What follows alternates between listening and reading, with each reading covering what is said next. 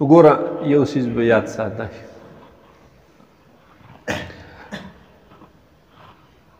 معین الفلسفه ویلې ده هدایت الحکمت مبزی شرع قائد په دې کتابونو کې د فلسفه حکمت د ټول کتابونه چې دي یا شرع قائد هم او جزء قائد کتاب د هډر شی فلسفیانه بحثونه بګی دي کنه نو بدی کې یو سیز راځي جز لا يتجزا څه شي جز لا يتجزا ټیک شو یو اصطلاح ده جز لا يتجزا نقطې ته ویل کیږي څه ته ویل کیږي نقطه ډیر سيزونه د شي چې ګوره مونږ یې پیژنو خو هغه په ذهن کې موي دي چې هغه بدیهي تور باندې خو لکه هغه نظری تور باندې نه پیژنو بیا ټیک شو هغه بداهتن مو ذهن کې هو لیکن نظرن مو بیا په ذهن کې یا د هغې تعریف شو یا د هغې سیز تعیین شو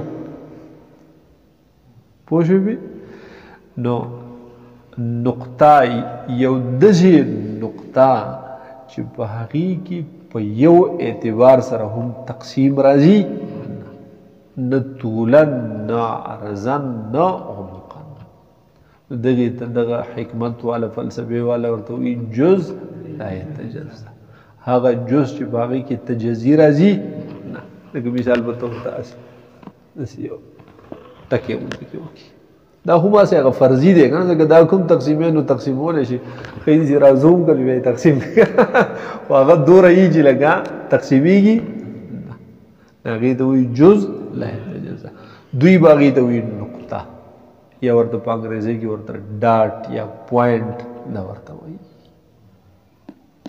پوه شوې بې چې په یو اعتبار سره به کوم تقسیم نه راځي نه طولا نه عرضا نه دا طول عرض عمق دي ته وایي ابعاد ثلاثه ابعاد ثلاثه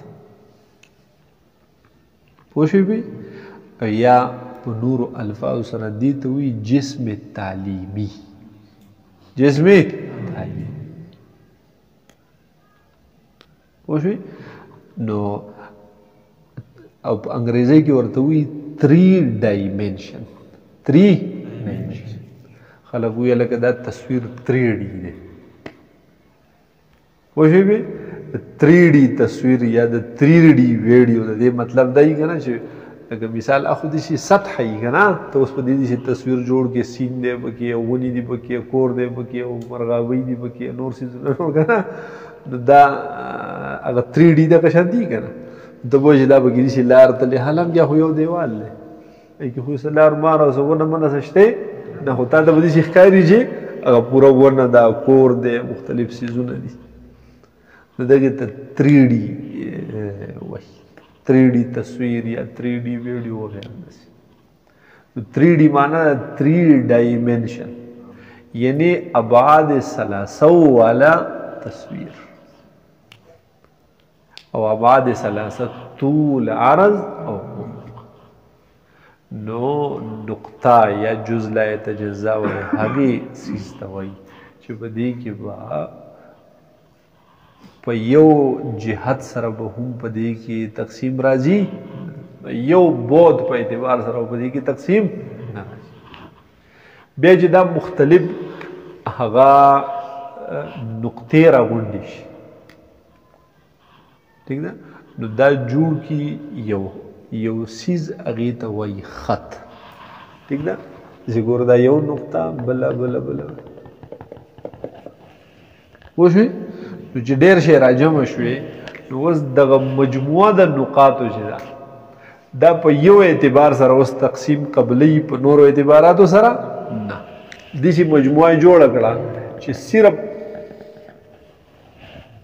ټیک شو نه نو که داسې ته تقسیمې دوه ځایه دی کړه که نه پوه شوې بې نو په دغې یو اعتبار سره یعنې طولا تقسیم قبلي او عرضا او عمقا تقسیم ته به اوس داسې چړک دی او داسې پرې کړې نو بیا پرې کېږي نه یا داسې په دې جوړه کې پرې کړې نو پرې کېږي نه صرف طولا تقسیم قبلي دې ته ویل کېږي خط.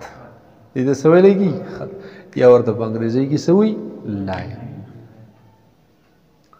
وشوله؟ بل ډېر شي خطوط را جمع شول. دشي که دا یو خط و که نه چې بل و چې بل ٹھیک شو. نو ګورې طولر نیم تقسیم قبول کو که نه دوه ځای داسې هم تقسیم قبلېږي که نه. طولن عرضن دواړه اعتبار سره تقسیم قبلېږي. نو هغه شی چې طولن تقسیم قبلوي عرضن تقسیم قبلوي دې ته وایي سطحه. دې ته څه وایي؟ یا ورته مستوي ورته هم وایي. ټیک شوله؟ په انګریزي کې ورته وایي پلین. څه ورته وایي؟ پلین. چتر پلین. ټیک شوله؟ چتر پلین علاقه ده که نه د اخوا د مانسهرې طرف ده که نه د بټګرام نه. نو چې طولن او عرضن تقسیم قبلی هغې ته څه ویلی کېږي؟ سطح. نو که ستانه څوک تپوس وکړي هلکه سطح چا ته وایي؟ وایي سطح هغه څیز دی چې طولن او عرضن تقسیم قبلی نه عمقا. یا ورته داسې وایه وایي سطح دا مجموعه د خطوطو ته وایي. او که داسې ورته ووایي چې دا مجموعه د نقاطو ته وایي هم ټیک ده. خو د خط تعریف هم داسې راځي که نه. خو یو فصل به پکې بل کړي بیا هغه داسې وایي خط دا هغه مجموعه د نقاطو ده چې فقط طولن تقسیم قبلی. سطح هغه مجموعه د نقاطو ده چې طولن عرضن دواړه تقسیم قبلی. پوه شوې بې؟ او یا داسې وایه نقطه چا ته وایي؟ وایي دا طرف الخط ته وایي. څه ته وایي؟ طرف الخط. په ببزۍ کې دقه رنګ دي. ٹھیک شوه؟ هغه وایي نقطه چا ته وایي؟ طرف الخط. سطح چا ته وایي؟ خط چا ته وایي؟ نو وایي طرف السطح. سطح چا ته وایي؟ نو وایي طرف الجسم. طرف الجسم. نو سطح طولن عرضن دواړه اعتبار سره تقسیم قبلی. بل دی بیا جسم. څه شی؟ جسم. نو جسم طبیعي د طولن عرضن عمقا درې واړه اعتبار سره تقسیم قبلی. یا وایي مجموعه د سطحو داسې مجموعه د سطحو چې طولن عرضن عمقا تقسیم قبلی. ٹھیک شوله؟ لکه مثال په طور دا یو پاڼه چې ده دا هم جسم دی. لکه داسې هم تقسیم قبلولی شي ممکن دي. خو بالفرض ته یو سطحه فرض کړه یو پاڼه بله پاڼه بله پاڼه د داسې یو جسم یې جوړ کړو که نه. نو دا جسم که ته داسې پرې قنچي کړې نو پرې کېږي که نه. دا یې طولن تقسیم شو. که داسې پرې کړې نو بیا هم پرې کېږي که نه. دا یې عرضن شو. او که داسې پرې کېږي نو تقسیم قبلېږي که نه. دوه ځایه شو. دا یو عمقا تقسیم شو. یعنی طول پکې هم شته، عرض پکې هم شته، عمق پکې هم شته. پوهېږي پرې؟ دې ته وایي جسم طبیعي. ٹھیک شوله؟ خو یو څیز به په دې کې بل یاد ساتئ. طول چا ته وایي؟ ها اوږدوالی ته. او عرض چا ته وایي؟ چوڑائی پلنواله او عمق جوړه. که داسې تعریف دې ولو کړو نه غلط دی. ها پوه شوې بې؟ که څوک درنه تپوس وکړي چې طول چا ته وایي نو وایي طول چې دی اول ما فرضه اولا. په یو څیز کې مختلف قسمه په یو جسم کې درې بعدونه وي که نه. البعد الذي فرض اولا وای دقیق د طول وي اول چې ته کوم فرض کړي. لکه مثال په طور په دې کاپۍ کې ګوره په دې کې چې کوم بعد ته اول په دې کې درې بعده دي که نه. یو دا که نه چې کوم ته اول فرض کو دقه طول شو.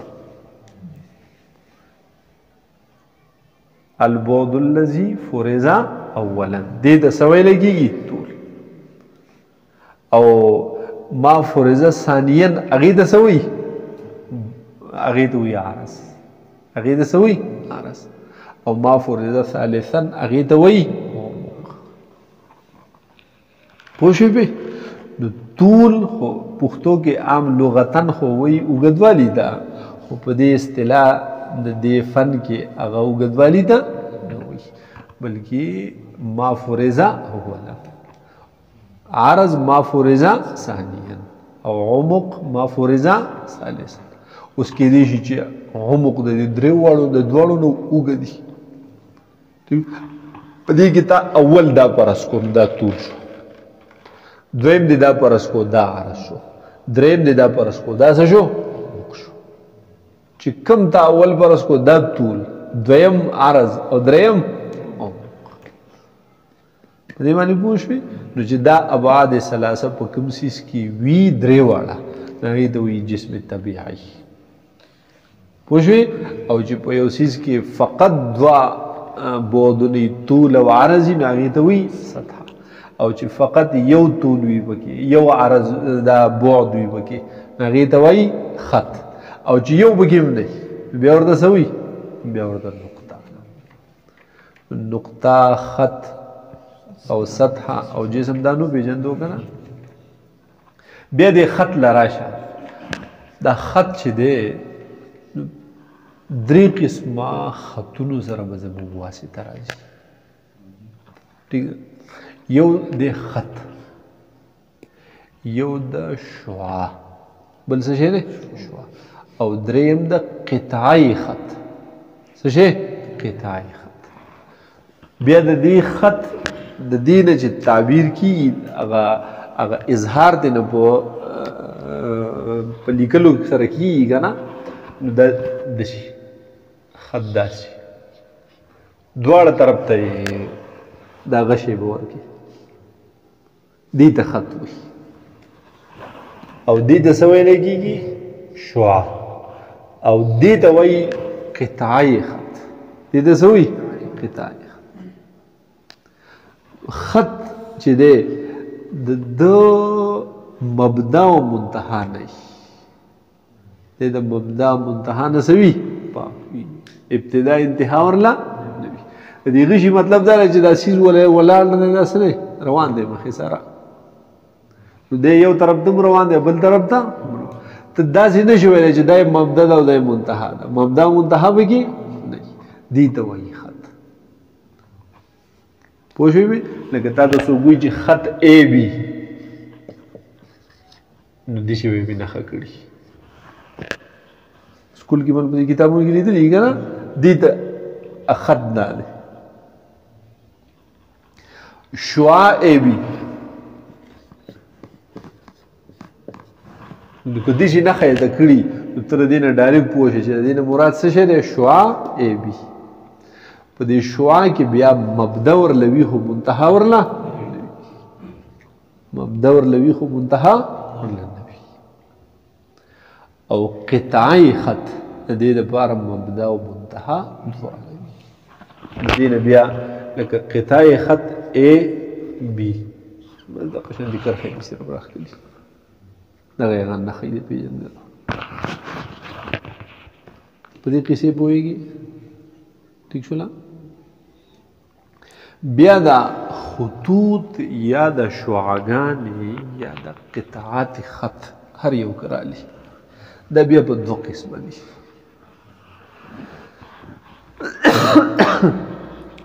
یو دی هم خط خطوط هم خط شعاګانې او هم خط قطعات خط یو شو او دویم دی غیر هم خط خطوط غیر هم خط شعاګانې او غیر هم خط قطعات خط پوه شوې بې هم خط خطوط لکه یو خط دی ٹھیک شولا دا بلوم بالکل د دې د پاسه پوه شوې بې بالکل د یو بل باسه دي روان دي دام نامعلوم ځای طرف ته روان دی دیم د کوم ځای نه روان شوی نو خدای ته به پته موږ ته پته شته مبدا شته نه خو په یو بل د پاسه دي روان دي په یو خط باندې واقع دي دواړه خطوط پوه شوې به دغه رنګې شعاګانې یو شعا ده بل شعا هم د دقه ځای نه روانه شي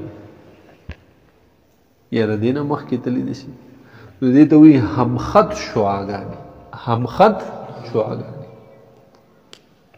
پوه شوې به یو دي همخط قطعات خط لکه مثال به طور دا یو خط دی ستا سره که نه نو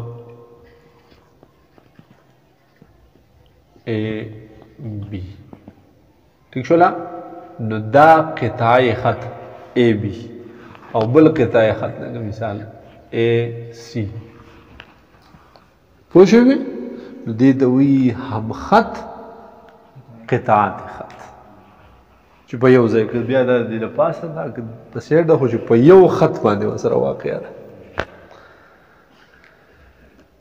په دې قصه پوه شوې دویم نمبر دی غیر همخط خطوط یا شعاګانې یا څه شی قطعات خط د شعا ته په انګریزي کې ریز وي پوه شوې د نور دی دغه چې موږ ته کوم راځي دې ته ریز وي که نه ځکه مبدا خو نور دی که نه او منتها ورله شته نه روانه ده که ته نه یو په کته روانه ده که دا ځمکه ته دې خوا کې بیا هم څه ده په کته روانه دې دغه شعاګانې دي ٹھیک ده بل دی غیر همخط خطوط یا شعاګانې یا قطعات خط نو چې هغه په یو خط نه وي چې په یو خط نه وي لکه مثال د ورانولو څه شی به دا یو دی